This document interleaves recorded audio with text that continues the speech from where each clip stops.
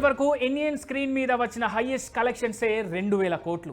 ఇప్పటికీ 99% సినిమాలు 100 కోట్ల మార్కును కూడా టచ్ చేయలేకపోతున్నాయి.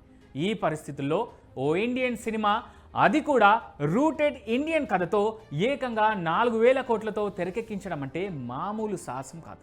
అలాంటి రిస్కే చేస్తుంది రామాయణ టీం. పలు హాలీవుడ్ సినిమాలకు వర్క్ చేసిన నమిత్ మల్హోత్రా ఈ సాహసం చేస్తున్నారు. భారతీయ చలనచిత్ర పరిశ్రమలో ఇప్పటి వరకు కని విని ఎరగని రీతిలో దాదాపు 4000 కోట్ల రూపాయల భారీ బడ్జెట్తో రామాయణ రూపొందుతోంది. ఇది కేవలం ఒక సినిమా మాత్రమే కాదు, గ్లోబల్ మార్కెట్లో భారతీయ సినిమా సత్తాను చూపించే ప్రయత్నం. ఆస్కార్ విజేత హాన్స్ జిమ్మర్ సంగీతం, హాలీవుడ్ స్థాయి విజువల్ ఎఫెక్ట్స్ వంటి అంశాలు ఈ చిత్రాన్ని అంతర్జాతీయ ఆడియన్స్కు కూడా చేరువ చేస్తున్నాయి. ఎన్ని హంగులు ఉన్నా ఓ ఇండియన్ సినిమా 4000 కోట్ల బిజినెస్ చేయడం అన్నది సాధ్యమేనా అన్న ప్రశ్నలు ఇప్పుడు తలెత్తుతున్నాయి. ఈ విషయంలో మేకర్స్ మాత్రం ఫుల్ క్లారిటీతో ఉన్నారు. ప్రతి రూపాయిని క్యాలిక్యులేటెడ్గానే ఖర్చు చేస్తున్నారు.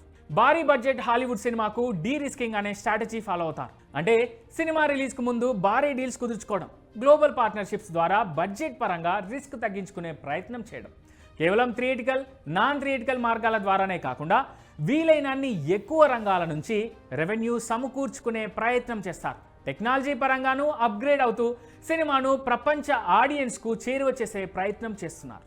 రామాయణ సినిమాను 190 దేశాల్లో విడుదల చేసేందుకు ప్లాన్ చేస్తున్నారు. అందుకోసం ఏఐ టెక్నాలజీని వినియోగిస్తున్నారు.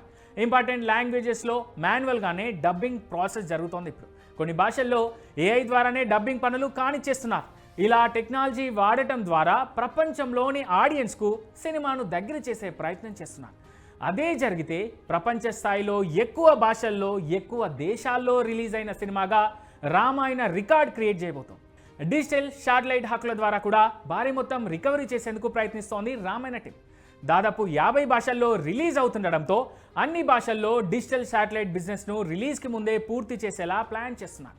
ఫ్రాంచైజీగా రాబోతున్న ఈ సినిమాతో ఇండియన్ మేకర్స్ స్థాయిని ప్రపంచానికి చాటి చెప్పడంతో పాటు మన సినిమా టెక్నాలజీ, ఫైనాన్స్ స్టాండర్డ్స్ను కూడా గ్లోబల్ రేంజ్లో చూపించేందుకు ప్రయత్నం చేస్తున్నారు మేకర్స్.